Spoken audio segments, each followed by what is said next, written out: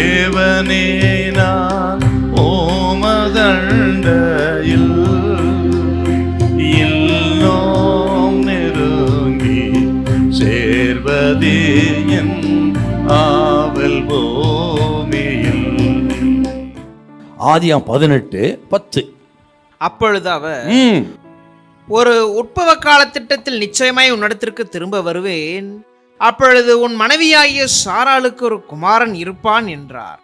சாராள் அவருக்கு பின்புறமாய் கூடார வாசலில் இதை கேட்டு கொண்டிருந்தாள்.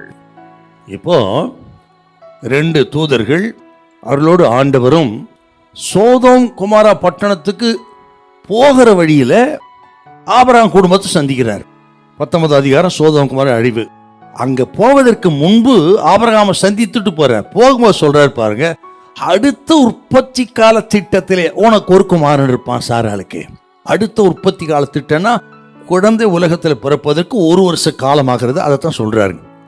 1 வருஷத்துல உனக்கு குழந்தை இருப்பான். அப்போது இவங்களுக்கு வயது சென்றவர்களாக இருந்தார்கள் ஆபிரகாமும் சாராளும்.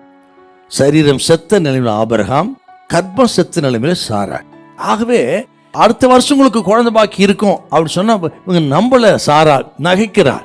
அப்பதான் கர்த்தர் சொல்றாருங்க, தேவனால் ஆகாத காரியம் ஒன்றுண்டோ அப்படி சொல்றாருங்க. இப்போ அவரால் ஆகாத ஒண்ணு இல்லை, எல்லாம் அவரால் ஆகும். ஆகவே விசுவாசிங்க அப்படி சொல்றாரு. ஆரம்பத்தில் ஆபிரகாம் சாராலும் நகைச்சாலும், ஆனால் பிறகு அவர்கள் அதை விசுவாசித்தார்கள். அவர் காலத்தில் அவர் செய்வார், தவறமாட்டார் என்று அவர்கள் விசுவாசித்தார். என்று ஆபிரகாம் விசுவாசித்து பலனடைந்து புத்திர பாக்கியத்தை பெற்றார். இப்போ அங்க நகைத்த சாராள் அதன் பிறகு விசுவாசத்துக்கு வந்துட்டார். இப்ப அந்த அம்மாவோட விசுவாசம் பாருங்க.